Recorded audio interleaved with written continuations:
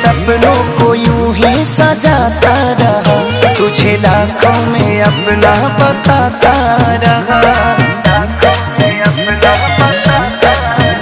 तू ही जिद पे अड़ा था मेरे लिए, राहों में खड़ा था मेरे लिए। झड़ी से लाके तुझको बहार दे दिया, उतने लायक नहीं थे जितना मैं प्यार दे दिया। उतने लायक नहीं थे जितना मैं प्यार दे दिया।